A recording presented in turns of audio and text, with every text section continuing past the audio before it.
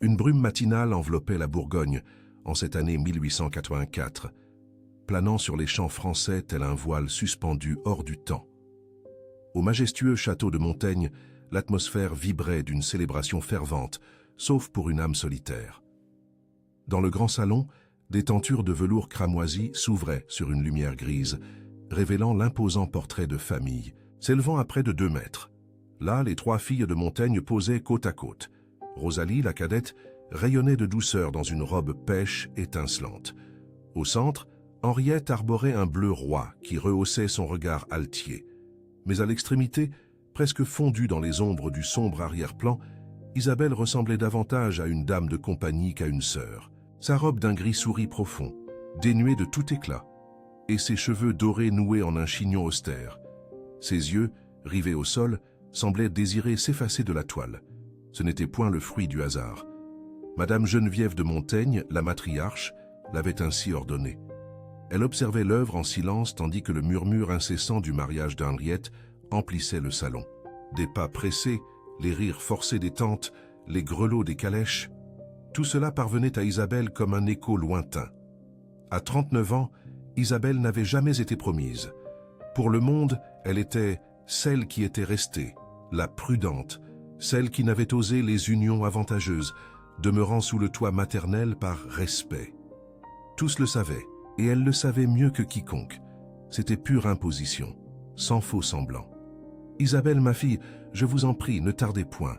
La couturière requiert d'ajuster le corset de Rosalie, et vous êtes la seule à pouvoir l'apaiser, » déclara Madame Geneviève de Montaigne, la voix aiguë et l'impatience palpable, pénétrant dans le salon, son éventail agité d'irritation. Isabelle, au lieu de l'assujettissement coutumier, releva le menton, son regard glacial rivé sur sa mère. « Intéressant, » rétorqua-t-elle, la voix basse mais acérée comme la glace. « La seule parmi vos filles à posséder une voix, et que, par pure convenance, Madame se permet encore d'écouter. » Un silence pesant s'installa, un choc de volonté, une rébellion rare et tendue s'y dessinait. Après cet affrontement silencieux, Isabelle s'éloigna, ses pas d'ombre glissant sur les couloirs tapissés. Sa tenue du jour, une simple robe de lin ivoire, dénuée de tout éclat et de joyaux, agrémentée de manches froncées et de boutons de nacre. Cette modestie, son armure, ne faisait que rehausser l'altière dignité qu'elle venait d'afficher. Dans la chambre de Rosalie, 22 ans, les yeux rivés au miroir, Isabelle, avec sa patience habituelle, la soutint, l'encourageant à respirer tandis que le corset s'ajustait. Rosalie babillait de son futur époux, un baron terrien, mais dépourvu d'intellect. Isabelle esquissa un léger sourire, silencieuse, un sourire sans envie mais empreint d'une amère connaissance. Puis, elle se retira vers son sanctuaire, la bibliothèque. Entre philosophie et histoire, elle puisait son souffle. Elle effleurait des reliures usées, dévorait des auteurs oubliés, et son esprit s'envolait vers des mondes inaccessibles.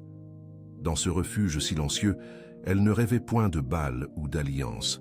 Elle aspirait à la liberté d'une femme entendue, reconnue, et elle savait, d'une certitude douloureuse, qu'un tel rêve ne saurait trouver place, là où ne subsistait qu'un espace pour le statut, les héritiers et les vaines apparences.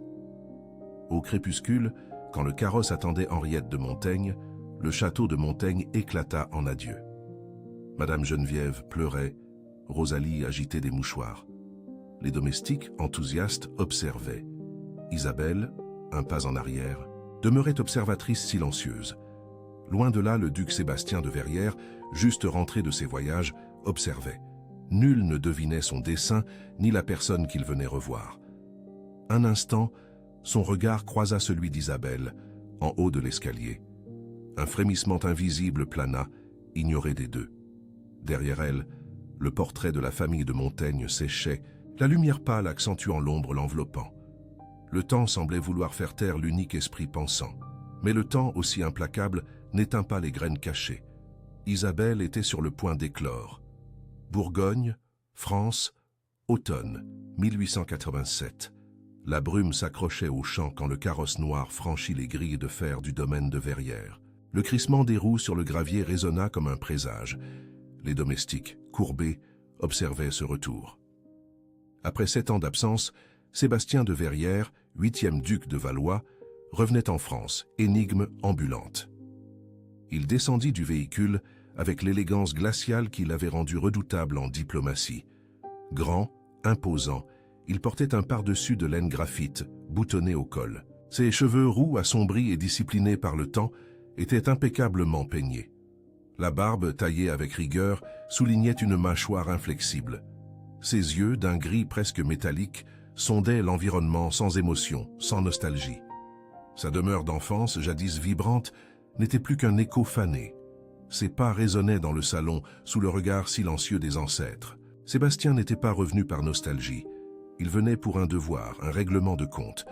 Il venait affronter des fantômes, une trahison, l'ombre d'un frère perdu, et le nom qu'il n'avait jamais pu effacer, de Montaigne. Pendant ce temps, à l'autre extrémité de la Bourgogne, au sein d'une demeure aristocratique aux lignes austères, Isabelle de Montaigne ajustait des lisses dans la bibliothèque lorsque la voix aigrelette de sa sœur, Béatrice, la tira de sa quiétude. « Le duc est de retour !» s'exclama Béatrice, faisant irruption tel un coup de vent, le visage empourpré d'une effervescence mal contenue. On dit l'avoir aperçu sur la route principale ce matin. Maman a déjà fait polir tous les chandeliers. Vous devriez vous préparer, Isabelle. La jeune femme releva lentement les yeux, le corps toujours penché sur les fleurs. Le commentaire, jadis blessant, glissait à présent sur son être. Non point par insensibilité, mais par un bouclier de dignité forgé par le temps. Sa présence, la dernière à être remarquée, constituait ironiquement le pilier d'une fragile harmonie familiale. « Le duc n'est pas venu nous rendre visite », répondit-elle d'une voix calme, celle qui avait maintes fois assisté à d'innombrables retours et mépris. « S'il est là, c'est par politique, pour rencontrer les hommes du Parlement. Rien qui me concerne. Pourtant, le destin nourrissait d'autres desseins. » Ce même après-midi, le carrosse des Verrières s'arrêta devant le château de Montaigne. L'annonce suscita un émoi contenu. Madame Geneviève de Montaigne, l'excitation incarnée, ordonna les plus belles toilettes pour ses filles. Les servantes s'affairèrent, les salons furent aérés. Isabelle, toutefois, refusa cette hystérie. Ignorant les attentes maternelles, elle opta pour une robe sobre de velours bleu pétrole, ornée de délicates broderies aux manches et au col clos par un camée de saphir.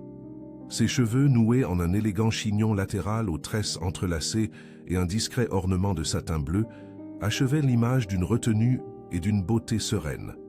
Une figure de silencieuse rébellion, jamais reconnue comme telle. L'air parut se figer à l'instant où Sébastien de Verrières pénétra dans la demeure, son secrétaire à sa suite. Madame Geneviève de Montaigne, la pompe même incarnée, s'inclina dans un arc exagéré, entraînant ses filles dans de gracieuses présentations. Mais le duc demeurait une sphinx, son regard balayant le salon aux allures de galerie de statues, jusqu'à ce qu'il la trouvât. Isabelle de Montaigne se tenait debout, légèrement en retrait de la cheminée, les mains jointes devant son corps.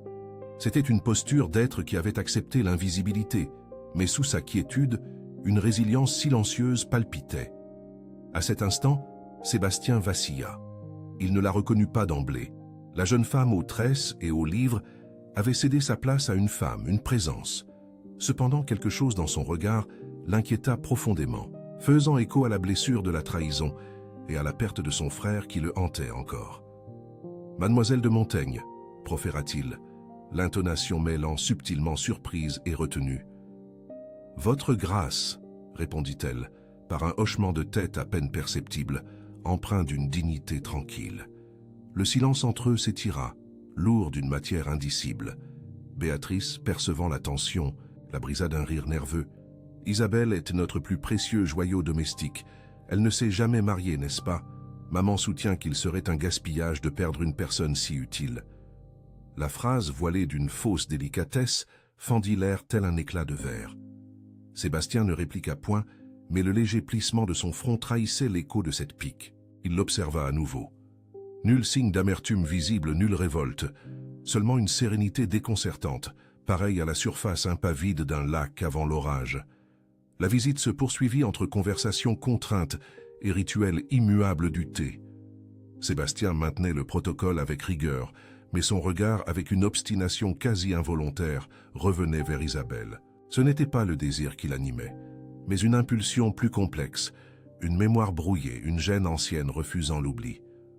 Au terme de l'après-midi, lors de son congé, il fit une brève révérence à Madame Geneviève de Montaigne, puis se tourna vers Isabelle. « Peut-être nous reverrons-nous prochainement » murmura-t-il, un souffle à peine formulé. Elle acquiesça d'un sourire ténu, mais ses yeux transmettaient un message infiniment plus profond. Nul espoir, nulle attente. Seulement l'interrogation silencieuse. Pourquoi à présent? Sur le pas de la porte, hors du champ de vision d'autrui, Sébastien marqua une pause. Il contempla le ciel gris de Bourgogne. « Elle est différente, n'est-ce pas ?» chuchota-t-il à son secrétaire. « Mademoiselle de Montaigne ?» « Assurément. »« Monsieur. » Elle le fut toujours. Nul ne la voyait, voilà tout. Sébastien ne répondit rien. Il monta dans sa calèche avec la sensation incertaine que, ce jour-là, le passé avait entrouvert une porte qu'il ne s'attendait plus à franchir. Dans le salon, Isabelle demeurait immobile devant la cheminée éteinte, les yeux fixés sur le vide, comme si, enfin, le silence qui l'enveloppait commençait à révéler davantage que toutes les paroles qu'elle n'avait jamais prononcées. L'automne s'avançait sur la Bourgogne. Quelque chose, sommeillant depuis des années, s'éveillait enfin. La nuit avait drapé la Bourgogne d'un manteau de velours marine, semé des douces lueurs de chandelles et de candélabres. Le château de Montaigne, illuminé pour le dîner en l'honneur du duc Sébastien de Verrières, frémissait de sourires tendus, de rires contraints et de commentaires acerbes, voilés par le cliquetis des coupes de vin et la délicatesse de la porcelaine. Isabelle était assise à l'extrémité de la longue table en chêne, postée stratégiquement comme à son habitude, loin de la rumeur mondaine. Sa robe gris lavande, discrète mais élégamment coupée, dessinait la grâce de ses épaules et de sa taille. Sa coiffure, un double chignon tressé de petites perles, révélait une nuque pâle et ferme. Une composition parfaite, telle une toile de maître oubliée dans un corridor d'exposition, d'une beauté certaine, mais rendue invisible. Ses sœurs, Béatrice et Marguerite, proches de l'invité, monopolisaient l'attention du duc. Elles arborèrent des sourires à l'exagération calculée, ponctuaient la conversation de rires trop sonores, disputant chaque regard de Sébastien.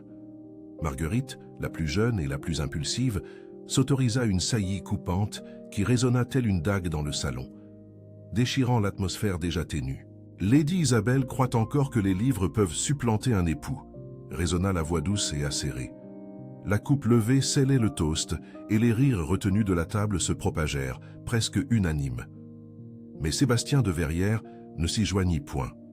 Isabelle, quant à elle, ne fit qu'esquisser un sourire serein, tandis qu'elle portait la coupe à ses lèvres, le vin étrangement amer. Son expression demeura intouchable, mais en son fort intérieur quelque chose se crispait. Ce n'était point la douleur, mais une lassitude profonde, cultivée au fil de décennies d'une invisibilité calculée. Sébastien, qui jusqu'alors affichait l'altière contenance d'un homme pétri de pouvoir et de guerre, la remarqua. Son regard dévia, une attention nouvelle, presque inconfortable. Ce qu'il vit n'était pas la silhouette effacée que beaucoup dédaignaient comme un fardeau social. Il y perçut une dignité silencieuse, dénuée de suppliques d'attention, exempte de répliques aux provocations. Là résidait une présence indéniable. Au terme du dîner, tandis que les convives se dispersèrent vers le salon de musique ou les jardins embaumés par la rosée, Isabelle se leva. Avec une grâce mesurée, elle gagna seule la bibliothèque. Elle avait besoin d'air, de silence, d'elle-même. Ce sanctuaire exhalait les effluves du cuir, du bois ancien et des souvenirs apaisants. Elle s'assit près de la fenêtre, entre des volumes familiers depuis l'enfance, et laissa échapper un léger soupir. Elle tentait d'expulser non seulement l'air, mais les échos de l'humiliation voilée, si scrupuleusement endurée. Ce fut alors que des pas fermes, maîtrisés, rompirent la quiétude. La porte grinça discrètement. Sébastien de Verrières apparut. Surprise, elle leva les yeux. « Pardonnez-moi d'envahir votre sanctuaire, Lady Isabelle, » dit-il maintenant une distance respectueuse. « J'ignorais la présence de quiconque ici. » Isabelle répondit par un demi-sourire. « C'est le seul endroit où les âmes n'ont point besoin de feindre ce qu'elles ne sont pas. » Sébastien hésita, pesant chaque mot. « Mademoiselle semble différente de ce dont je me souvenais. » Elle inclina la tête, ses yeux fixés sur les siens. « Peut-être parce que vous m'avez remarqué pour la première fois ce soir, monseigneur. » Le silence qui s'ensuivit n'avait rien d'inconfortable. Il était dense, chargé d'une électricité presque palpable. Il s'approcha un peu plus, observant les traits délicats d'Isabelle à la lumière dansante de la cheminée. Ses yeux, d'un brun ambré presque doré, étaient calmes, certes, mais recelaient des profondeurs insondables, des secrets qu'il ne pourrait jamais percer. « Je ne me souviens pas vous avoir vu à Paris durant les saisons mondaines », commenta-t-il, comme pour tâter le terrain. « Je ne suis pas convié fréquemment. Et lorsque je le suis, je préfère la compagnie des livres. Ou peut-être est-ce eux qui préfèrent la mienne ?» répliqua Isabelle, le ton léger mais inébranlable. « Mademoiselle a-t-elle toujours été ainsi, si réservée ?» Elle haussa les sourcils. « Réservé est le mot qu'ils emploient lorsqu'ils ne parviennent pas à déchiffrer le silence, monseigneur. Mais je ne suis pas réservé.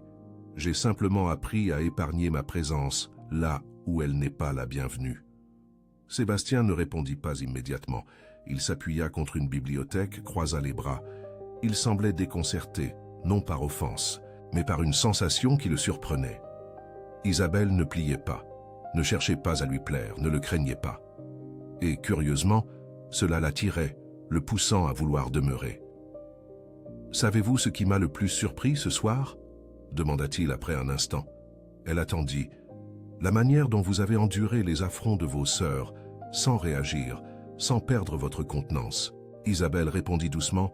« Parce que j'ai appris que la valeur d'une femme ne réside pas dans ce qu'elle répond, mais dans ce qu'elle choisit de ne pas dire. » Sébastien la dévisagea avec une intensité redoublée. L'éclat du feu projetait des ombres chaudes sur son visage, accentuant les contours mûrs. Cette beauté sereine, ignorée depuis des années. Elle se leva, ajusta sa robe et se dirigea vers la porte, prête à clore ce chapitre inattendu. Mais avant de partir, elle se retourna. Ses yeux croisèrent les siens. « Ne vous troublez pas, monseigneur, le silence est ma meilleure armure. » Et elle sortit, laissant Sébastien seul entre livres et braises. Mais quelque chose en lui avait été embrasé, et ce n'était point la cheminée. Le silence glacial de la nuit semblait engloutir les corridors de l'ancien château de Montaigne, niché au cœur de la Bourgogne. La lumière pâle de la lune, furtive, dessinait des ombres fantomatiques sur les tapisseries défraîchies. Tous dormaient, excepté les livres. Et Isabelle, dans ses yeux, une étincelle de défi. Vêtue d'un peignoir de laine gris-bleu sur sa chemise de nuit de lin, elle glissait pieds nus sur les tapis du second étage. La lanterne qu'elle tenait vacillait à chaque pas. Ses cheveux, noués en une tresse hâtive à la nuque, trahissaient son urgence. Une inquiétude irrésistible la propulsait. Seules les paroles imprimées et les idées anciennes prenaient sens, bien davantage que les conversations vaines des salons de thé. La porte de la bibliothèque céda à son effleurement. L'arôme velouté du cuir ancien, du papier et des boiseries cirées l'enveloppa telle une étreinte silencieuse et familière. Elle s'avança, parcourant les travées lointaines avec l'aisance de celle qui y avait trouvé refuge toute son existence. « Philosophie politique », murmura-t-elle, ses doigts effleurant les reliures. Edmund Burke, ou peut-être Rousseau. Si absorbée, elle ne perçut point le léger grincement de la porte derrière elle. En attente d'une révolution, mademoiselle de Montaigne, la voix masculine, grave et subtilement empreinte de sarcasme, rompit le silence tel un galet jeté dans un étang paisible. Le duc Sébastien de Verrières, duc de Valois, se tenait adossé à l'encadrement de la porte. Dépourvu de son habit, sa chemise blanche entr'ouverte au col révélait la prestance rigide de son port. Ses cheveux roux, quelque peu ébouriffés, suggérèrent qu'il était lui aussi un prisonnier de la nuit. Isabelle se recomposa d'un léger mouvement de tête. « Votre grâce », prononça-t-elle, « je n'attendais nulle compagnie en cette aile de la demeure, à une telle heure. »« Point moi non plus, Isabelle. Mais il semble que l'insomnie nous unisse, ou serait-ce des inquiétudes plus profondes, des cicatrices que le temps s'obstine à ne point effacer. » Il s'avança lentement vers le cœur de la pièce. Isabelle ne répliqua point sur le champ, se tournant vers l'étagère afin d'en tirer un volume ancien. « Les pensées inquiètes méritent de bons interlocuteurs, » murmura-t-elle, « mais les livres ne jugent point, n'interrompent point, ni ne dénaturent nos intentions. » Sébastien s'approcha, désormais à quelques pas d'elle. Toujours la plus éloquente des sœurs, je ne m'en souvenais plus. Elle referma le livre avec délicatesse, le pressant contre sa poitrine, évitant son regard. « C'est que vous n'y avez jamais prêté attention. » Il s'arrêta. Le silence revint, lourd de quelque chose qu'aucun d'eux n'avait su nommer jusqu'alors. Oui, vous avez parfaitement raison. J'ai été aveugle, arrogant peut-être, ou peut-être simplement trop brisé pour voir, dit-il enfin, avec une franchise qui la fit lever les yeux. Et à présent, s'enquit Isabelle avec une fermeté qui la surprit elle-même. Le duc est-il revenu pour réparer des erreurs ou simplement par devoir diplomatique? Sébastien esquissa un léger sourire, mais ne répondit point. Son regard l'examinait avec une intensité contenue, comme s'il désirait déchiffrer ce qui avait pu transformer cette jeune femme qui, jadis, lui semblait invisible. « Il y a 7 ans, je n'aurais jamais imaginé vous trouver ici seule. Qu'étant des auteurs prohibés aux dames de bonne naissance, dit-il effleurant l'une des étagères. Et il y a 7 ans, je croyais encore que l'écriture serait possible. » Écrire? Il releva un sourcil, surprise sincère. « Oui, » répondit-elle, un soupir léger. « Enfant, je rêvais d'éditer essai, peut-être un livre, mais j'ai vite compris qu'une femme sans époux influent ou non illustre serait assourdie, surtout osant politique ou philosophie. » Sébastien s'avança. La lampe n'éclairait qu'une partie de son visage, traçant ombres austères sur ses traits.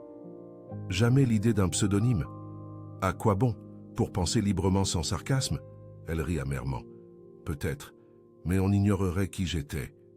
Sa voix immatérielle, sans écho d'histoire, résonnait. Sébastien l'observait, recueilli. Pour la première fois, il ne voyait plus l'Isabelle effacée, mais une femme forgeant dans le silence, sa force contre l'indifférence.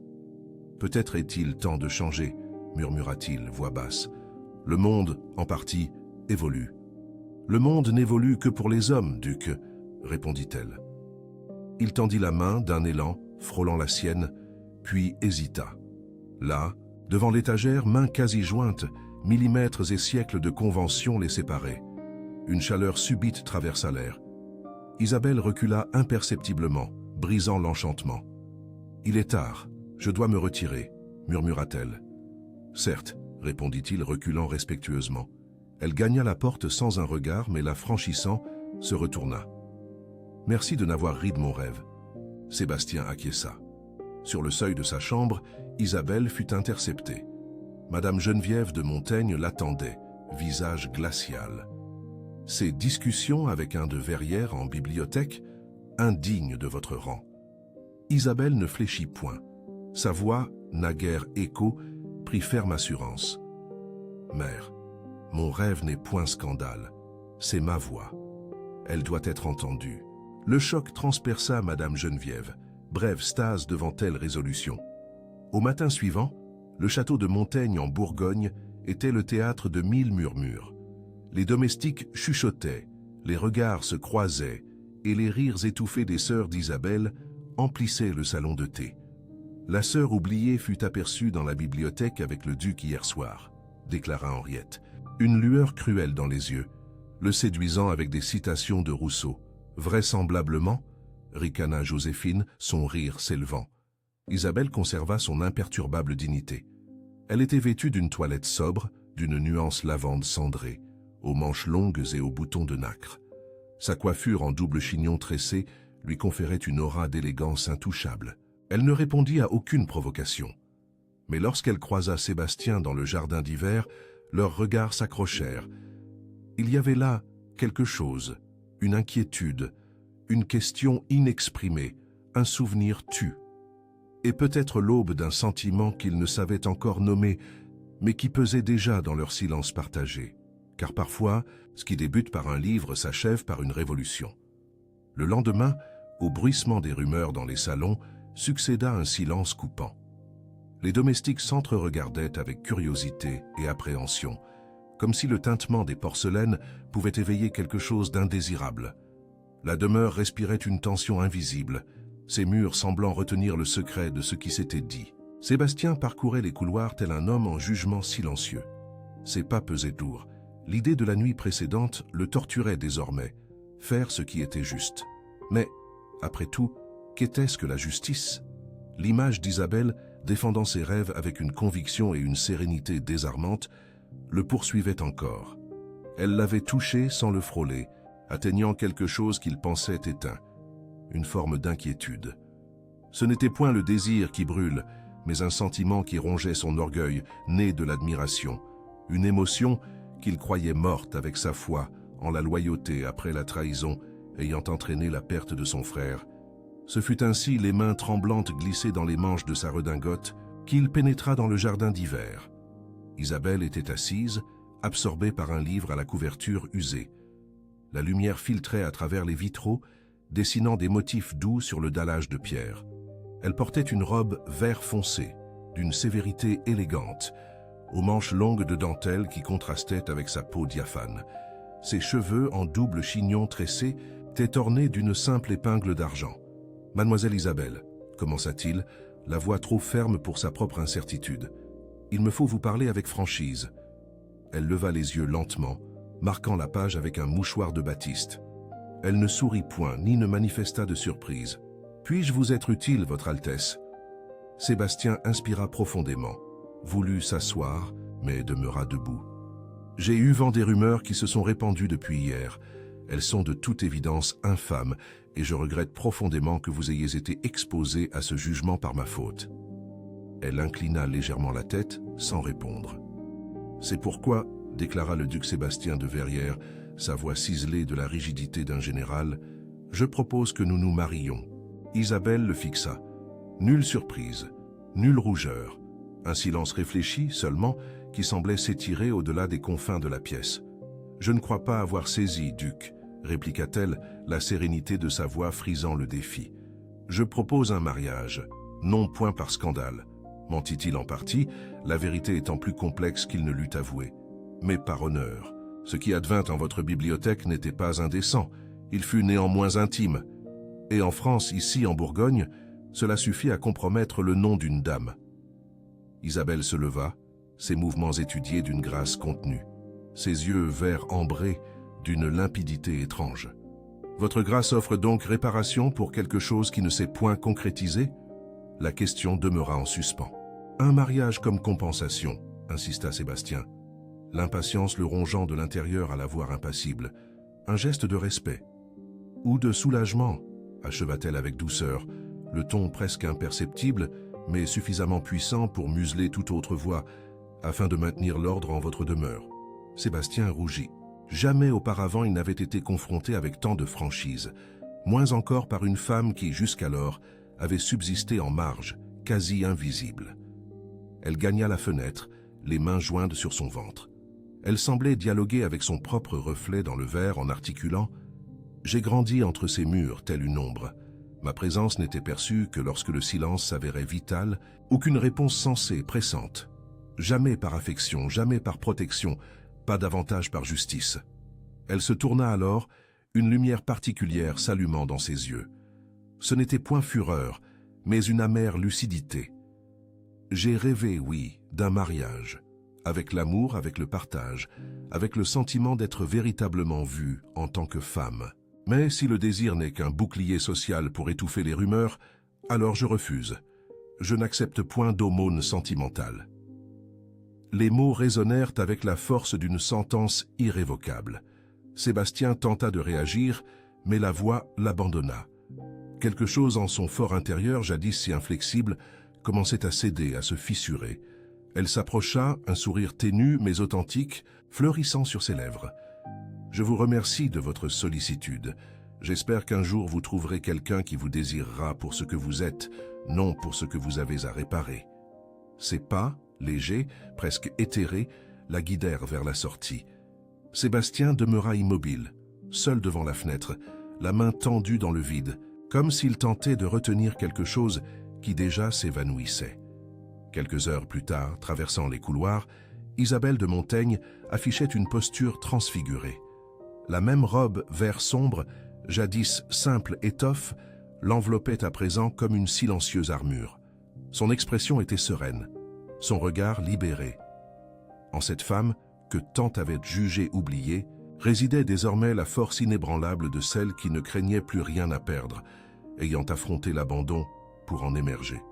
Les domestiques se taisaient à son passage, les sœurs chuchotaient à distance. Pour la première fois, elle ne s'inclina point, ne détourna pas le regard, ne chercha aucune justification. Elle avança, simple dame qui, dépourvue d'alliance ou de titre, commençait à révéler sa propre royauté. Pendant ce temps, dans sa bibliothèque, Le duc Sébastien de Verrières tenait le livre qu'Isabelle avait feuilleté. Mais il n'osait le lire.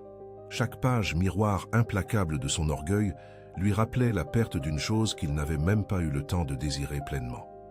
Le grand salon de l'opulent château d'été du vicomte de Montfort, en plein cœur de la Provence, rayonnait d'or et de miroirs.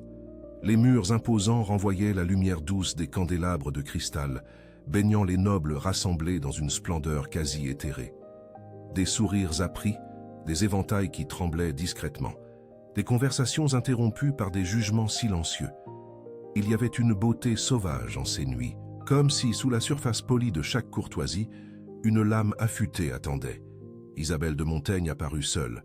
Son entrée ne fut pas un simple événement, mais un coup de tonnerre dans un ciel serein, brisant le brouhaha général. Sa robe de satin lourd, d'un bordeaux profond et de coupe sobre, sculptait sa figure élancée avec la dignité d'une œuvre d'art oubliée. C'était la couleur du vin vieilli, du sang contenu. Le col montant et les boutons nacrés contrastaient délibérément avec l'absence de décolleté, dans un défi silencieux pour que le salon la voie sans détour. Nul bijou n'ornait son cou, seuls ses cheveux, relevés en un chignon austère, étaient rehaussés d'une discrète broche d'ambre. Un symbole. Elle n'avait pas besoin d'être remarquée, mais d'être mémorable. Tous la virent. Presque personne ne la salua. Aux confins du salon, des murmures s'agitaient comme des présages. Isabelle de Montaigne, sans escorte, brisait les codes. Follement téméraire ou subtilement calculatrice, son arrivée était un défi à l'ordre établi. Isabelle marchait avec la dignité de celle qui foulait des ruines, respectueuse mais intrépide. Elle connaissait les murmures et ce qui se cachait sous eux. Chaque pas résonnait de la force d'une âme blessée, mais qui avait appris à ne jamais saigner en public. Sa présence était en soi un acte de rébellion. Sébastien de Verrières, adossé à une arcade menant au jardin d'hiver, incarnait l'inflexibilité. Son manteau de velours noir, au col de satin, le mouchoir blanc plié dans sa poche, soulignait cette contenance résolue. Il s'entretenait avec le vicomte de Montfort à propos de domaines en Bourgogne, mais son esprit déjà s'évadait. En la voyant, le duc Sébastien figea. Elle était la même femme de cette nuit à la bibliothèque, mais elle émanait à présent un mélange de défi serein, de dignité austère et d'une beauté qui n'avait nul besoin d'ornement. Rien en elle ne trahissait la vulgarité. Il y avait là quelque chose de bien plus périlleux, la dignité. Sébastien ressentit l'écho de ses paroles, une flèche au cœur et l'impulsion irrésistible de la rejoindre. Mais alors, les murmures de ses sœurs envahirent son esprit. Elle est venue provoquer. Cédera-t-elle à la honte? Ternira-t-elle notre blason? Ces voix faisaient partie d'un traumatisme plus ancien, une blessure immémoriale de trahison et la perte déchirante de son frère, qui l'ancrait à l'image d'un homme fort et inébranlable. Isabelle n'eut point besoin de le chercher. Elle sentait le poids du regard de Sébastien sur elle, tel un soleil inéluctable, lointain, mais dont la course l'atteindrait bientôt. La valse des violons pleurait dans le salon. Les coupes tintaient, les dames tourbillonnaient dans des bras pressés, tandis que des rires contraints masquaient les fissures des fortunes illusoires. La mascarade se prolongeait. Soudain, par un geste d'une audace insoupçonnable, Sébastien traversa le salon. Chaque regard le suivait, comme s'il portait un étendard de défi. Il passa devant des duchesses, des magistrats, des débutantes. Ses yeux étaient fermes, inébranlables. S'arrêtant devant Isabelle, il s'inclina. Non point avec l'habituelle froideur, mais avec la déférence de celui qui reconnaît un esprit père. Il lui tendit la main. « Me feriez-vous l'honneur de cette danse ?» Le temps, dans le salon, suspendit son souffle. Isabelle hésita, un seul instant. Une guerre intestine, entre l'orgueil blessé et le désir si longtemps muselé, rugissait en elle. Mais elle ne céderait point la première. Non par vanité, mais par une conscience de son propre pouvoir. « Oui, votre Excellence, » répondit-elle, un léger sourire effleurant ses lèvres, mais une seule. Ainsi la valse la plus tendue de la saison s'amorça. Leurs pas étaient parfaits, mais leur regard, une tempête contenue exempte de toute coquetterie, était déconcertant. Sébastien semblait livrer une bataille, non seulement contre le jugement du monde, mais contre lui-même, contre les chaînes qui l'ancraient au passé. Isabelle, bien que ses doigts frissonnassent imperceptiblement sous les gants de dentelle, maintenait un regard serein. Cette proximité devenait intolérable. Son parfum, lavande et tabac. Le sien, jasmin et silence. Dès la fin de la musique, avant même que le duc Sébastien de Verrières ne pût articuler un mot, une voix fusa dans l'air. Comme c'est intéressant. La sœur oubliée danse-t-elle à présent avec les ducs? C'était la comtesse de Villiers, une femme d'une 60aine d'années, réputée pour sa langue acérée et pour avoir été délaissée par 3 prétendants de la cour de France. Aux côtés de ses filles célibataires, la comtesse irradiait non seulement le venin de l'aristocratie, mais l'amertume de celle qui n'avait jamais été véritablement choisie. Les murmures reprirent, tel un essaim. Sébastien fit un pas en avant, prêt à user de l'autorité de son titre pour faire taire l'offense. Mais Isabelle de Montaigne, d'un geste ferme, le retint. Elle se tourna vers la comtesse, son regard de souveraine inébranlable. « Vous avez raison, madame, » dit Isabelle, la voix sans la moindre altération.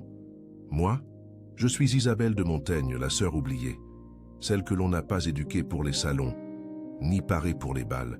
Mais voyez, je suis toujours là. Et si je danse, que ce soit avec un duc ou un jardinier, ce n'est point pour m'élever dans le monde. Je danse uniquement lorsque le désir m'en prend. Et ce soir, il m'en a pris. » La comtesse de Villiers pâlit. Son éventail tremblotait dans sa main, la fureur à peine dissimulée. Madame Geneviève de Montaigne, sa propre mère, tenta d'intervenir par un murmure exaspéré, mais Isabelle ne se tut point. « Mère, dit-elle, sa voix tranchante résonna, « je ne suis plus une ombre au sein de votre demeure. Je ne suis point une erreur de compassion. Je suis une femme. Et ce courage que vous percevez à présent, il est mien et il l'a toujours été. » Un silence sépulcral domina la salle. Nul musicien n'osa reprendre la mélodie. Le duc Sébastien de Verrières observait Isabelle. Un monde nouveau naissait dans son regard. En cet instant de rébellion, elle ne s'inclina point, ne remercia point. Elle tourna simplement les talons, cherchant la véranda latérale, où l'air nocturne enfin sembla plus léger. Le ciel lui-même avait été le témoin de sa victoire. Cette nuit-là, Isabelle n'eut besoin ni d'alliance, ni de promesses, ni de protection. Elle fut enfin vue, non par ceux qui la considéraient superficiellement, mais par celui qui, enfin, la discernait dans son essence. Loin du bourdonnement incessant de Paris, dans la région de Bourgogne, la campagne exhalait un silence pesant. Le vaste et solennel domaine de Verrières gisait enveloppé par une brume automnale qui semblait figée depuis la dernière tempête. Des feuilles séchées dansaient au gré du vent, tels les fantômes d'un été évanoui, se dispersant sur les allées de pierre, s'amoncelant au pied des colonnes de marbre. C'était comme si le temps s'était immobilisé là. Mais non, le temps n'était point arrêté. Il réclamait son lourd tribut. Le duc Sébastien de Verrières, 9e de son nom, contemplait le miroir de chêne dans la chambre de ses parents. L'image irréprochable ne le convainquait guère. Ses yeux trahissaient une lassitude qui outrepassait les nuits sans sommeil. Le fardeau d'années mal vécues. La barbe soigneusement taillée dissimulait à peine des marques profondes, plaies de l'âme. 2 mois s'étaient écoulés depuis le scandale survenu au salon du vicomte de Montfort, et Sébastien n'était point retourné à la capitale. Le domaine, les domestiques, les champs, tout l'étouffait. Chaque corridor s'avérait un chemin vers le passé. Il revoyait les rires de son frère, les projets anéantis, le jour de l'accident. Et pire encore, l'amère vérité, la trahison de la femme qu'il avait aimée, laquelle non seulement l'avait trompé, mais avait emporté avec elle la joie que son frère représentait. Dans la bibliothèque, sous des étagères tutoyant le plafond, Sébastien tenait une enveloppe jaunie, le sceau brisé. La missive d'Isabelle, discrète et brève, d'une profondeur déchirante. « Il est pire que d'être invisible », lisait-il. « C'est d'être perçu comme un fardeau, une dette ou un devoir. Si un jour vous souhaitez me connaître, lisez la dernière page de mon carnet. Ne venez pas en duc, venez en homme. » Ces mots, il les avait relus d'innombrables fois. Mais ce matin-là, en la rouvrant, il remarqua un petit papier plié, dissimulé. Des mains tremblantes le déplièrent. Un brouillon. Un extrait du livre qu'Isabelle rêvait d'écrire, d'une écriture ferme. Elle n'implorait pas l'amour. Seulement que son existence ne fut pas un fardeau, l'amour s'étant présenté déguisé en obligation, elle ne l'avait point reconnu. Sébastien déposa le billet. Il se leva, s'approchant de la fenêtre. Dehors, les champs noyés de brume. L'écurie s'activait, mais tout paraissait dénué de sens. Quelle valeur possédait un duché sans vérité, sans âme? Il posa son front contre la vitre froide. Pour la première fois depuis des années, Sébastien pleura. Des larmes silencieuses, à l'image des peines portées si longtemps. Ce fut le sanglot d'un homme qui enfin se percevait, dépouillé de ses titres, de ses conventions, de ses défenses. L'homme derrière le duc. Des semaines durant, Sébastien s'était efforcé de se convaincre qu'Isabelle n'était qu'une jeune femme obstinée, d'une naïve fierté. Mais ce qui le torturait était précisément son inaltérable dignité. Ce ne fut point sa beauté qui l'avait déstabilisé, bien qu'Isabelle fût de fait envoûtante. Ce fut sa fermeté, sa liberté, son refus d'accepter des miettes d'affection comme si elles étaient or.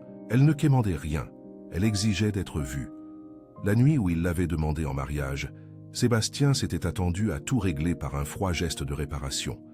Pourtant, Isabelle l'avait désarmé d'un sourire serein et d'un refus qui en disait plus que 1000 mots. À présent, il comprenait. Elle ne convoitait point un titre. Elle désirait être choisie, aimée sans condition. Il descendit les marches du domaine de Verrières en Bourgogne d'un pas lourd, ignorant les serviteurs qui l'observaient. Il pénétra dans l'ancien bureau de son père, un lieu qu'il visitait rarement. L'atmosphère y était intacte, des meubles sombres, des rideaux épais, et l'odeur suave de vieux livres et de tabac. Au mur, un portrait de famille peint avant la tragédie qui avait ravi son frère et lacéré son propre esprit, avant la trahison qui l'avait cloîtré du monde. Le frère y souriait. Sébastien, plus jeune, s'efforçait d'y paraître trop sérieux pour son âge. C'est là qu'il prit sa décision. Il ne la verrait pas en tant que duc. Il irait en Sébastien, un homme ordinaire, sans faste, sans carrosse, sans annonce, seulement avec la vérité dans le regard. Il ouvrit un tiroir et en retira un médaillon ancien présent de sa mère. Sa mère lui avait toujours dit « L'amour, mon fils, exige du courage. Le courage de montrer qui nous sommes quand personne ne regarde. » Il n'avait jamais compris, jusqu'à cet instant. Il fit sceller un cheval, congédia brièvement les serviteurs. Il serait absent quelques jours. Nul n'osa demander où il se rendait, mais son expression n'était plus celle de l'homme isolé depuis des années. Il y avait là une étincelle, un désir de rédemption, un homme qui savait enfin qui il voulait être. Alors qu'il chevauchait sur les routes poussiéreuses de la Provence en direction du village, le vent fouettait son visage, mais il ne s'en souciait guère. Chaque pas du cheval l'éloignait d'une version de lui-même qu'il ne souhaitait plus porter. Il ne savait pas si Isabelle serait encore au domaine familial à Gordes, ni si elle le recevrait. Pour la première fois, ce n'était pas le résultat qui importait. C'était l'intention, le geste, d'aller à elle, non avec des promesses ou des alliances, mais l'âme à vif. Au sommet d'une colline, Sébastien arrêta son cheval. Il contempla l'horizon. Le ciel doré, parsemé de nuages rares, laissait transparaître un soleil timide commençant son déclin. Au fond de sa poitrine, une prière silencieuse se forma, ne demandant pas l'amour, mais le pardon. Car il savait désormais, la seule femme qui ne l'eût jamais jugé était celle qui avait eu le courage de voir au-delà de son armure. Et il était résolu à s'en défaire à tout prix. Le matin du mariage de Geneviève de Verrières se leva, doré et sans nuages, comme si le ciel voulait bénir l'union de la plus jeune des sœurs de Verrières avec un futur comte enveloppé de promesses de titres, de terres et d'héritages. Les colonnes du manoir des Belles Roses, en Bourgogne, étaient ornées de guirlandes de fleurs fraîches. Le parfum des pivoines se mêlait à celui de la lavande séchée, accrochée discrètement aux fenêtres. Il y avait une musique douce, des rires contenus et un brouhaha de dentelles blanches, de voiles légers et de regards anxieux. Isabelle de Montaigne arriva seule, comme son usage l'exigeait. Elle sentait encore la voix de sa mère, Madame Geneviève de Montaigne, résonner, la fureur dans ses yeux quand Isabelle, d'un calme inébranlable, refusa l'union imposée. « Vous déshonorez notre nom, Isabelle. Les mariages sont des accords, non des chimères. » Mais Isabelle répliqua, la voix ferme, « Je préfère déshonorer un titre que me déshonorer moi-même, mère. » Cette confrontation récente la fortifiait. La robe qu'elle avait choisie, d'un bleu pétrole profond, présentait discrète dentelle noire sur le corsage haut et les manches ajustées. Sa chevelure, relevée simplement, contrastait avec l'ostentation des dames, parées comme des ponts. Elle ne portait aucun joyau, hormis une broche maternelle à l'épaule. Elle ne souhaitait pas attirer l'attention. Mais c'était en vain. Son silence, partout, captivait davantage que les sourires affichés. La cérémonie avait débuté. Le marié, près du prêtre, gardait un air impassible. Geneviève de Verrières, radieuse mais crispée, serrait son bouquet. Les sœurs d'Isabelle échangeaient des regards incertains. Certaines dames chuchotaient, admirant son audace. D'autres l'ignoraient. Soudain, un murmure parcourut le salon du manoir des Belles Roses, en Bourgogne. La porte s'ouvrit. Un homme apparut, grand, imposant, vêtu de noir comme la nuit. Le duc de Valois traversa l'allée sans regarder l'autel. Ses yeux cherchaient un seul visage, et, la trouvant au pénultième banc, ses pas cessèrent. Isabelle de Montaigne. Isabelle demeura immobile. Son regard, rivé sur lui, transcendait l'étonnement, révélant une dangereuse tendresse et blessure qui désarmaient le duc. L'officiant hésita, et les murmures crurent. Le duc de Valois avança. L'assemblée le suivait des yeux. Le marié gêné rajusta sa cravate. Geneviève de Verrières, figée, ne savait si elle devait sourire ou pleurer. Et alors, Sébastien s'arrêta et fit l'impensable. Il posa un genou à terre au centre de l'allée du manoir sur le tapis séculaire menant à l'autel. Le duc de Valois, craint et révéré, s'agenouilla, non pour une proposition contrainte, mais tel celui qui dépose son armure. Son regard ne s'écarta pas d'elle. « Lady Isabelle de Montaigne », déclara-t-il, la voix grave et contenue, limpide comme un tonnerre apaisé. « Je ne viens ni en duc, ni en héritier, ni en homme emprisonné par les blessures d'un passé que j'ai voulu porter. Je viens en Sébastien, simplement. L'homme qui osa vivre à moitié, qui n'apprit que trop tard. Le courage n'est pas seulement de brandir l'épée, mais de la rabaisser devant celle qui nous offre des miroirs. » Le salon fut plongé dans un silence absolu. Je ne sollicite point votre main comme récompense, ni ne m'agenouille par orgueil. Je m'agenouille car parmi toutes les voix, la vôtre fut l'unique à ne jamais me juger, l'unique qui osa me défier sans blesser, l'unique qui me vit avant de savoir qui j'étais. Les sœurs d'Isabelle, y compris la jeune Constance, échangèrent des regards où se mêlaient la perplexité et l'émotion. Constance, la plus jeune, laissait échapper de discrets sanglots. Geneviève, près de l'autel, esquissait un sourire teinté d'étonnement et de soulagement, sentant l'immensité de ce moment. Isabelle, cependant, demeurait immobile. Ses yeux, à présent humides, ne sillaient point.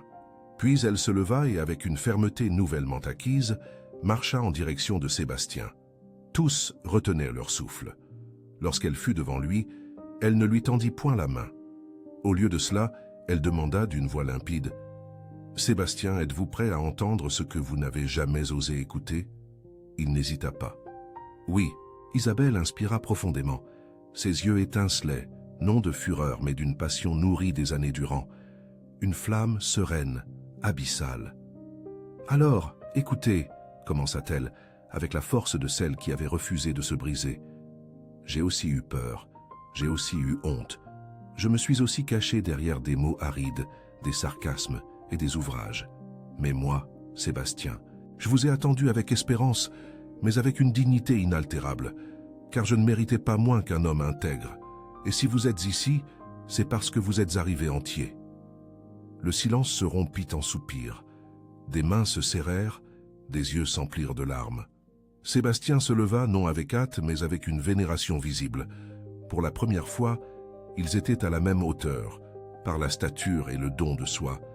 Il saisit sa main avec lenteur, elle le permit. Ensemble, debout, ils se tournèrent vers l'autel, où Geneviève les observait avec un sourire mi-larmes, mi-bénédiction. Il n'y eut point de baiser à l'autel. Un regard, un effleurement, une promesse, voilà tout. Muette, la plus puissante. En cet instant, leurs âmes s'entrelacèrent. L'amour, jadis secret tapi dans des pages jamais livrées au jour, éclosait là palpable au grand jour, avec discrétion. Tel fut le vœu d'Isabelle, et ainsi il advint. Ni orchestre grandiose, ni cortège d'hôtes illustres. Seulement un jardin aux allures provençales, un après-midi printanier, bercé par le murmure du vent dans les frondaisons ancestrales du domaine de Verrières en Bourgogne. Les fleurs, dans leur plénitude, semblèrent s'être épanouies pour célébrer l'improbable, l'amour d'une femme que nul n'avait osé attendre et d'un homme qui avait su patienter. Isabelle avançait lentement le long de l'allée de camélias blanches. Sa robe d'ivoire, brodée à la main, était d'une sobriété exquise. Les manches ajustées soulignaient la grâce de ses mouvements. Le voile court, parsemé de petites fleurs dans sa chevelure blonde, illuminait son visage. Chaque pas était une affirmation, un écho de sa rébellion contre le « mariez-vous par convenance » de Madame Geneviève de Montaigne. Non, ceci n'était point un conte de fées imposés. C'était sa rédemption, son choix. Sébastien la vit. Et le fardeau des années, des anciennes trahisons, de la culpabilité et de l'orgueil commençait à se dissiper. Lui qui avait vécu dans les ténèbres se voyait devant la femme qui lui avait enseigné à percevoir la lumière, à la mériter. Il portait une jaquette gris argenté, sa cravate épinglée d'une perle discrète. Isabelle le rejoignit, et sans révérence, sans tête courbée, elle sourit simplement. Un geste qui suffirait à faire taire le monde entier. Le prêtre prononça quelques paroles succinctes. Le serment fut d'une sincérité profonde. Lors de l'échange des anneaux, leurs doigts s'effleurèrent, une caresse ténue qui proclamait la vérité. L'amour véritable n'est point l'enfant de l'impulsion, mais le fruit patient de l'attente. Nul tumulte d'applaudissements ne s'éleva, mais plutôt un chœur de soupirs murmurés. Des larmes discrètes, savamment retenues, perlèrent même aux paupières des sœurs. Elles enfin semblaient apercevoir qu'Isabelle n'avait jamais été l'ombre, mais la lumière même qui avait délibérément choisi de ne point éblouir. Le jardin les accueillit après la cérémonie dans son écrin de verdure. Le soleil déclinait, peignant le firmament de teintes or et orangées. Leurs mains unies, le besoin de mots s'évanouissait. Le silence, jadis gouffre d'absence, se muait à présent en un sanctuaire inviolable. Isabelle contemplait l'horizon, sa robe d'ivoire dansant au gré des brises, les camélias épinglés à sa chevelure exhalant leur parfum délicat. Sébastien la regardait, un respect silencieux, une sollicitude manifeste en des gestes infimes, écarter une branche récalcitrante, lui offrir son bras, moduler sa voix. De menus actes, pourtant plus éloquents que toutes les grandiloquences. À la nuit tombante, le dîner se déroula sous une pergola habillée de lierre et de lanternes de verre. La table, dans sa simplicité exquise, portait l'empreinte délicate d'Isabelle, la porcelaine héritée de Madame Geneviève de Montaigne, les serviettes brodées, les fleurs choisies pour leur fragrance plutôt que pour leur coût. La véritable élégance résidait dans l'affection partagée, dans la connivence des regards. Sébastien leva sa coupe. Face aux quelques convives, amis intimes, sœurs, le chapelain, son regard débordait d'une émotion empreinte de fermeté. « Ce soir, commença-t-il d'une voix sereine, je ne célèbre point les titres ni les lignées. Je célèbre ce que cette femme m'a enseigné. Isabelle n'eut jamais besoin d'un nom pour être grande. Elle le fut de toujours, même lorsque le monde s'obstinait à ne point la voir. » Il marqua une pause, l'annonce demeurant suspendue dans l'air. Isabelle le fixa songeuse, l'étonnement dans les yeux. « Son livre, poursuivit Sébastien. Le livre qu'elle a ciselé avec tant de silence et de courage sera publié. Et il ne portera point mon nom, il portera le sien. Car chaque mot est né de l'essence même de son être. Et je serais un vil usurpateur si je m'attribuais le mérite d'une œuvre que seul son cœur aurait pu concevoir. » Un murmure parcourut l'assemblée. Les sœurs échangèrent des regards, quelques-unes les yeux embués. Geneviève de Verrières en particulier esquissa un sourire, l'émotion affleurant à fleur de peau. Isabelle baissa les yeux, ses doigts effleurant la serviette brodée. Elle ne s'attendait point à pareille révélation. Non point la reconnaissance de cet homme, ni même celle du monde. Durant des années, l'écriture avait été son sanctuaire, son unique manière d'exister sans être perçue. À présent, les pages qu'elle avait crues éternellement dissimulées allaient enfin trouver leur voie. Isabelle de Montaigne se leva, les yeux légèrement embués, reflétant les lumières vacillantes des lanternes, l'écho d'une récente confrontation avec Madame Geneviève de Montaigne vibrant encore au plus profond de son âme. Ce fut un affrontement silencieux, mais d'une férocité contenue, où Isabelle, pour la première fois de son existence, avait élevé sa voix, revendiquant son droit inaliénable à sa propre histoire. « Lorsque j'ai commencé à écrire, » articula-t-elle, sa voix empreinte d'une sérénité nouvelle, mais d'une fermeté inébranlable, révélant une résilience insoupçonnée en chaque syllabe. « Ce n'était qu'un effort pour endurer le silence qu'on m'avait imposé. Jamais je n'avais imaginé que quiconque les lirait, encore moins les comprendrait. Mais si en ce jour ces paroles devaient être publiées, qu'elles servent à toutes les femmes qui, à l'instar de moi-même, ont appris à vivre dans les ombres, afin de leur rappeler « L'invisibilité n'est qu'une pause, jamais un terme ». Le duc Sébastien de Verrières se leva, tendant une main sans mot dire. Isabelle de Montaigne accepta la sienne, un geste d'une simplicité qui résonnait plus fort que tout discours. Tandis que les serviteurs versaient le vin et que les chandelles diffusaient une lumière d'or sur des visages empreints d'émotion, la mélodie lointaine d'une guitare se mêlait au chœur nocturne des grillons dans la région de Bourgogne. La nuit s'écoulait, drapée d'une sereine expectative. Plus tard, lorsque chacun s'était retiré, Isabelle se dirigea vers le lac. La lune argentée dansait sur l'onde. Sébastien la suivit, silencieux, et ils demeurèrent côte à côte, contemplant le miroir scintillant de la surface. Il effleura sa main avec une délicatesse contenue. « Le monde ne comprendra peut-être pas », murmura-t-il, le souvenir de la trahison et de la perte de son propre frère demeurant un fardeau persistant. « Mais moi je comprends. » Isabelle sourit, une douceur presque enfantine éclairant ses traits. « Le monde n'a jamais su aimer véritablement », répliqua-t-elle.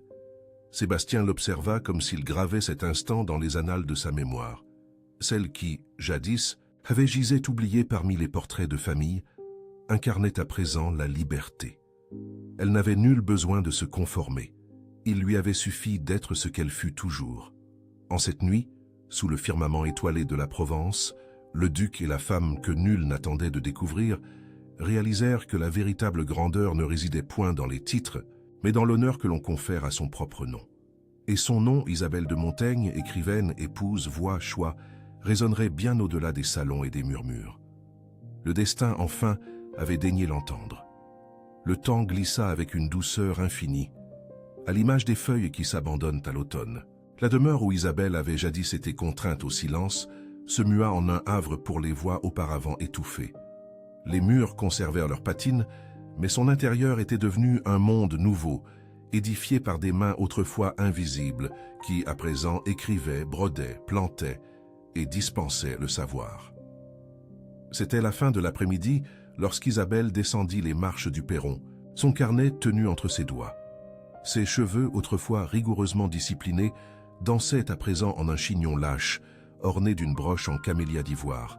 Sa robe d'un bleu diaphane, d'une simplicité apparente, était sublimée par la broderie ornant ses manches, œuvre délicate d'une des dames accueillies, l'élevant ainsi au rang d'une œuvre d'art silencieuse. Ses yeux, qui avaient appris à déchiffrer le monde avec une lucidité et une douceur nouvelles, étincelèrent désormais du fulgurant éclat de celle qui avait triomphé de batailles jamais relatées. Dans le salon principal, transformé en une bibliothèque vibrante d'énergie, des femmes de tous âges se rassemblaient autour d'une vaste table. Certaines, les cheveux blanchis et les mains burinées par le temps. D'autres, trop jeunes encore pour le poids de l'abandon. Toutes, cependant, partageaient un passé teinté de silence, d'ignorance et de dévalorisation, jusqu'à ce qu'elles franchissent les portes du domaine d'Isabelle. « Aujourd'hui, nous réviserons les derniers chapitres », déclara-t-elle, la voix ferme et empreinte de tendresse. À ses côtés, sur la table, reposait un exemplaire relié de lin beige, le troisième ouvrage d'Isabelle fraîchement paru. Le titre brodé à la main sur la couverture murmurait « Celle qu'on n'a pas entendue ». La nouvelle de sa parution s'était diffusée lentement, non point par les acclamations aristocratiques ou les critiques d'élite, mais par une substance plus pérenne. La reconnaissance muette de centaines de femmes, à travers hameaux et cités, qui, pour la première fois, se sentaient enfin perçues. L'auteur ne cherchait pas la renommée, elle visait la pérennité. Tandis qu'elle parlait, un doux bruissement de pas résonna dans le couloir. Un calme résigné plana lorsque Geneviève, la sœur d'Isabelle de Montaigne, s'approcha. Veuve, son regard jadis altier, portait désormais l'humilité de celle ayant traversé son purgatoire personnel. Les femmes firent un cercle. « Puis-je m'asseoir » hésita Geneviève. Isabelle sourit, un geste d'acceptation sans nécessité de mots, et tira une chaise. Dans le jardin fleuri, aux accents de Bourgogne et de Provence visibles depuis la vaste fenêtre, un univers à part s'épanouissait. Des dames cousaient, cueillaient des herbes. Et Olivia, fillette de 12 ans, lisait à voix haute sous le pommier. Ses cheveux châtains, tressés en longues nattes, encadraient une voix ferme et mélodieuse, lisant le premier ouvrage d'Isabelle. La couverture, usée, était un reliquaire de temps et d'usage. « J'ai appris à me souvenir parce que j'ai été oublié », déclama Olivia. « Ceux qui m'ont effacé ne s'attendaient pas à ce que j'apprenne à écrire. Ceux qui m'ont dissimulé n'avaient point prévu que le silence serait ma plus belle encre. » La voix réduisit le jardin au silence. Même le bruissement des feuilles se tut, la nature tout entière à l'écoute. Isabelle, mue par une force intérieure, se leva. Son cœur se serrait devant la beauté d'un instant à la fois simple et éternel. Elle s'avança, attirée par une fleur sombre et solitaire au pied du pommier. Une camélia noire, fière et inébranlable, s'imposait là. Œuvre du vent, du destin. Isabelle s'agenouilla, effleurant des pétales délicats qui contrastaient avec l'intensité de la teinte. Noire comme une nuit sans astres, mais vibrante, un cœur qui refusait de s'éteindre. « Vous avez éclouche », murmura Isabelle, sa voix résonnant d'une victoire intime. « Parmi tant de parures, vous avez choisi d'exister tel que vous êtes. Cela suffit. » Son murmure portait la résilience de celle qui s'était relevée, la subtile rébellion contre tout ce qui l'avait muselé. Le duc Sébastien de Verrières, l'observant en silence, s'approcha. Ses cheveux parsemés d'argent et son manteau de lin sombre se confondaient. Son regard, jadis attentif, contemplait désormais, plus qu'il ne veillait. Témoin de la reconstruction d'Isabelle, peut-être même partie intégrante de celle-ci, il ne recherchait plus le rôle de héros. Ses traumatismes passés, trahison et perte, n'étaient plus que des ombres lointaines, transcendées par la quiétude de l'instant présent. Il lui tendit la main. Isabelle l'accepta, leurs mains s'entrelacèrent, telles des branches qui, après avoir suivi des chemins divergents, finissent par se rejoindre. « Vous avez écrit le monde, Isabelle », murmura Sébastien, sa voix grave et sage. « Le monde, à présent, vous écrit-il en retour ?» Isabelle sourit, sans euphorie, avec la sérénité de celle qui comprenait. « Ce que nous écrivons aujourd'hui, Sébastien, n'est pas pour être remémoré, mais pour que d'autres ne soient plus jamais oubliés. » Derrière eux, Olivia reprit sa lecture. Les paroles d'Isabelle résonnaient comme des chants ancestraux, ceux de toutes les femmes sans nom, sans foyer, sans voix, y compris celles qui tentèrent de la faire taire, telle Madame Geneviève de Montaigne, dont l'influence n'était plus qu'un écho lointain surmonté. Dans le carnet de l'auteur, une ligne attendait « Ce qui fleurit en secret est aussi fleur ». La camélia noire demeurait solitaire, entière, tandis que l'histoire d'Isabelle atteignait son apogée. Jadis silencieuse, elle était la voix du monde. Chaque femme qui franchissait les portes de son domaine en Bourgogne trouvait accueil, miroir, papier, et le courage de raconter sa propre vérité. Le temps, plume délicate sur des pages déjà écrites, avait modelé Isabelle. À 49 ans, sa présence irradiait la sérénité de celle qui avait traversé les tempêtes et cultivé des fleurs. Ses rides, plus que l'âge, étaient les réminiscences des jours où elle fut invisible, et plus tard immense. Ses cheveux, jadis noués, dansaient librement en ondes subtiles avec le vent du jardin des camélias, où le passé, enfin, reposait. Là, elle recevait lectrices, élèves, filles d'autres époques, cherchant la force qu'Isabelle, par sa rébellion silencieuse, avait osé débusquer. L'ouvrage, Les chroniques d'une voix silencieuse, était un refuge. Là, les récits de femmes qui n'avaient jamais fait la une des journaux, mais qui avaient livré des batailles épiques, prenaient vie. Sébastien de Verrières, gardien silencieux de ce lieu, comprenait la profondeur de ces narrations. Lui-même portait des cicatrices, la trahison du mentor, la perte tragique de son frère. Ces douleurs passées faisèrent de lui un complice essentiel, traçant des voies pour qu'Isabelle de Montaigne pût s'épanouir, ne cherchant jamais la prééminence, mais un sanctuaire pour les voix oubliées. Isabelle, pour sa part, ne naquit point soumise.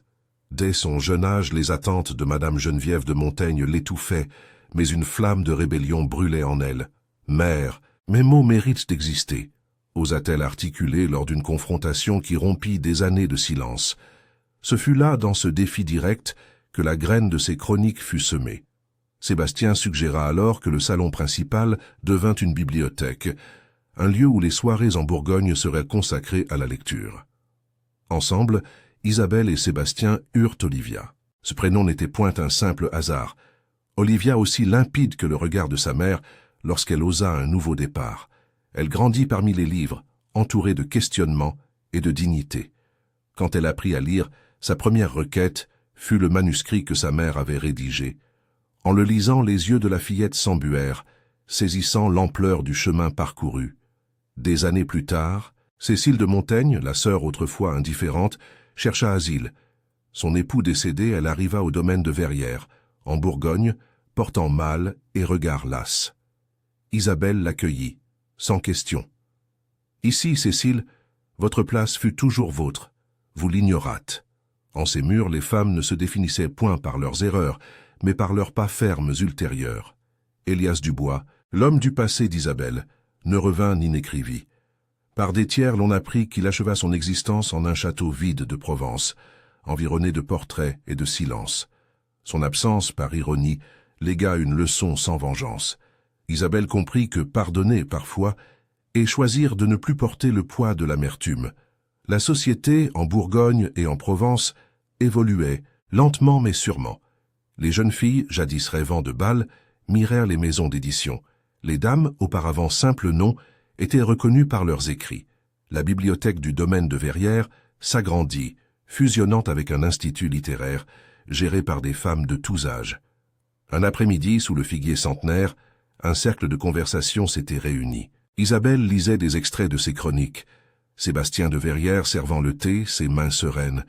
Une jeune femme, au visage inquiet et aux yeux rêveurs, leva la main. « Madame Isabelle, l'amour attend-il » Isabelle déposa l'ouvrage, inspira, chercha le regard de Sébastien, qui l'observait au loin avec le même respect silencieux. Elle se tourna vers la jeune femme, un doux sourire aux lèvres. L'amour ne se hâte point, il attend seulement que l'on soit prête à être vu. Au fond du jardin, une fleur fraîchement plantée captait l'attention, une camélia noire, couleur improbable. Elle n'était point là par hasard. Elle symbolisait la beauté qui ne crie pas, le courage qui n'exige pas d'applaudissements, la femme oubliée qui, de ce fait, sut se souvenir. Isabelle se leva, tendit la main à sa fille Olivia de Verrières et cheminait parmi les voix qui, un jour comme la sienne, avaient été réduites au silence.